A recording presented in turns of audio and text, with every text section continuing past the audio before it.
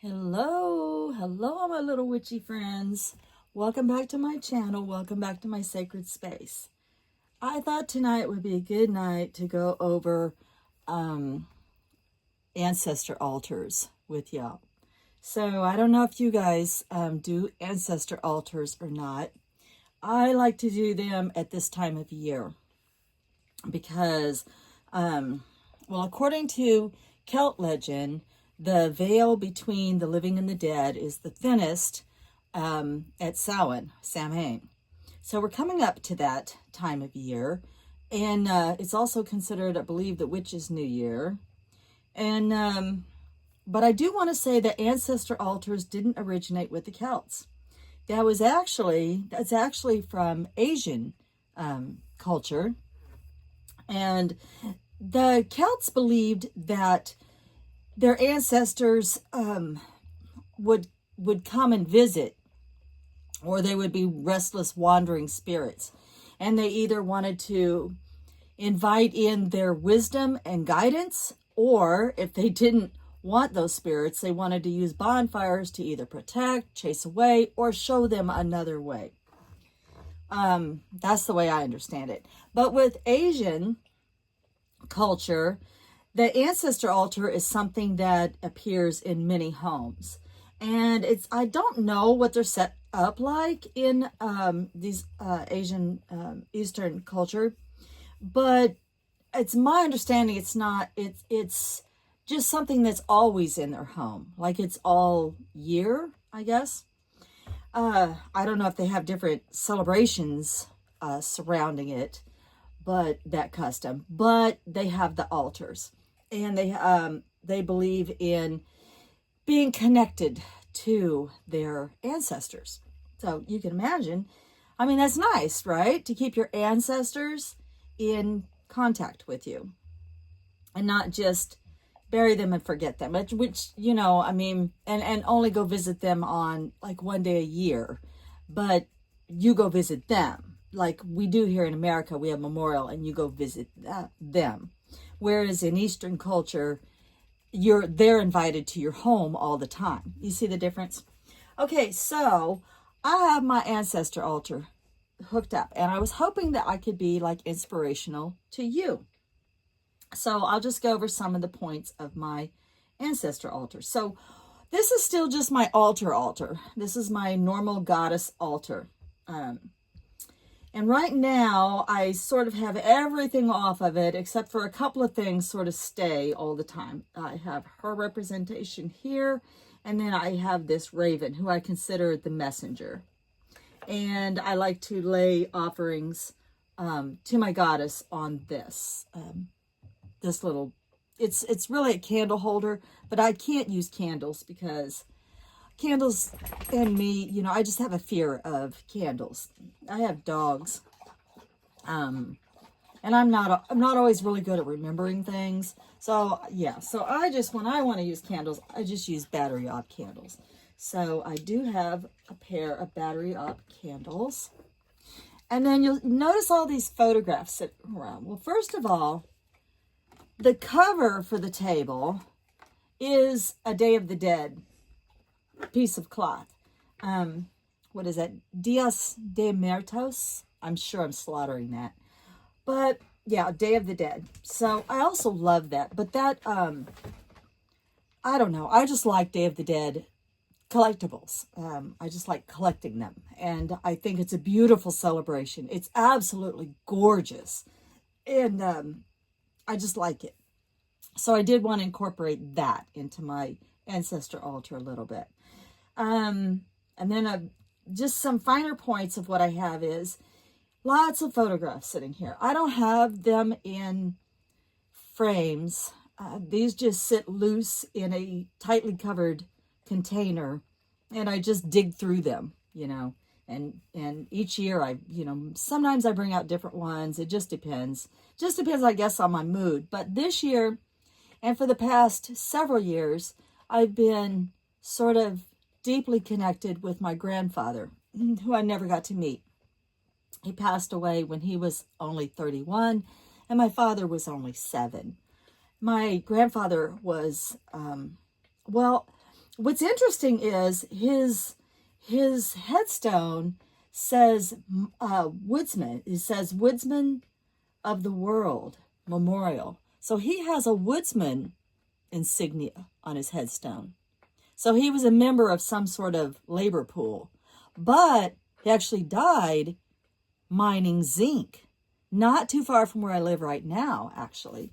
And I've been down there to Joplin, and I've went in the miners museum down there and actually found my grandfather's photo. I was shocked. You guys, I have to tell you this story. There were boxes and boxes and boxes and boxes of miners, all men, all basically dressed alike, and there are different mine numbers. So you just kind of just could look through the photos that are laminated, and you could look through the photos and you just saw all these men. And I was just flipping through them, and I picked up a picture, and there was my grandfather. I couldn't believe it. It was like divine intervention. I was meant to find his picture that day. I've seen him before, so in pictures, so I knew what he looked like, and I knew it was him immediately. I recognized him. Very handsome man. So anyway, he died in the mine, and I never got to meet him. But I just feel this intense connection to him. I cannot explain why. I just do. He's like my guardian ancestor. So, of course, I have some memorabilia up here for him. I also have other headstones back here that date clear back in the 1800s, 1873, 1868. Of course, they're relatives I never met, but they're still my ancestors. And then I have cousins, and I have siblings, and lots and lots of my father, and my mother, and my aunts, and my uncles. All the people that I remember being surrounded by as a child and making my childhood so wonderful. And so, yeah, I have lots of stuff, lots of little memorabilia. So you can put anything on your altar that you like, anything that speaks to you. But I do have this cute little crystal of a miner, and I actually got that from the museum. It's so super cute. It just reminds me of my grandfather. And then I have some grounding stones. I do have a house protection jar back here. I'll show that to you. Just because I just feel like I don't want unwanted ancestral energies, non-ancestors, or ancestors that mean me any kind of harm or whatever. You know what I mean? Like, it's good to cover all your bases. So I don't want anything ooky or bad coming in. So yeah, so I do have my house protection back there. I used amethyst because I want it calm. I also have lots of rose quartz because of the love. So I do have some rose quartz going on. And I love the hearts because that just reminds me of all the love in this family. It's just, the hearts just seem to fit. And even a heart-shaped basket over here. Now, you could use anything, any kind of, I mean, you could have a seashell on yours, you know, that reminds you of a walk you took along the beach with your grandmother. You know what I mean? You could have anything on your ancestral altar. It doesn't have to be photographs.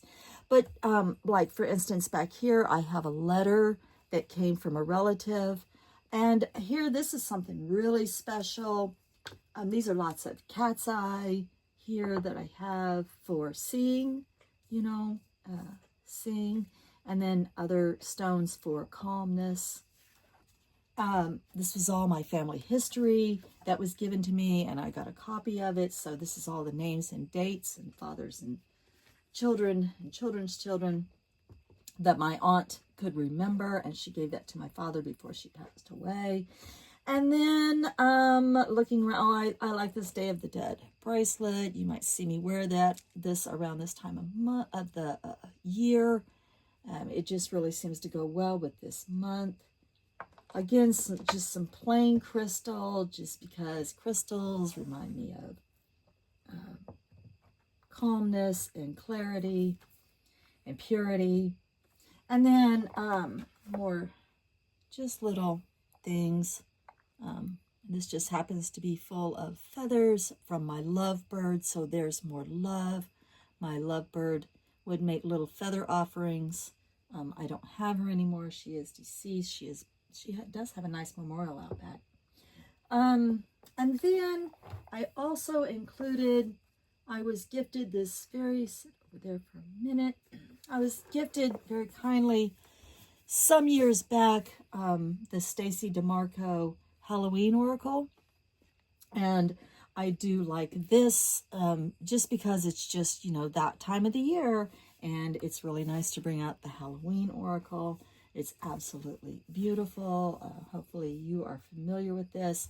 And what I like to do on this altar is just a 1-card draw. So each morning I'll come shuffle, spend some time meditating. And the thing I like to meditate, and this is no lie, I really, really feel a connection with my grandfather when I meditate at this altar. I can't explain it, but it's like I will just sit here and meditate quietly and try to just give my grandfather that openness of, you know, do you have any messages for me? Or do you have any words of wisdom? Do you have any guidance for me? And then also I just open up and let him know what I've been up to. So it's almost like, you know, we're conversing. And I absolutely love that time. And I just love that it's my grandfather. And yeah, so the meditation has really been a big part of it. It's just been very connecting, I must say. All right, well, this video is running on. I feel like I'm rambling. If you have an ancestor altar set up, tell me about it in the comments below. If you found this video helpful, I hope that you will subscribe. Please hit the thumbs up. It really helps this brand new struggling channel. All right, y'all. Till we meet again. Blessed be.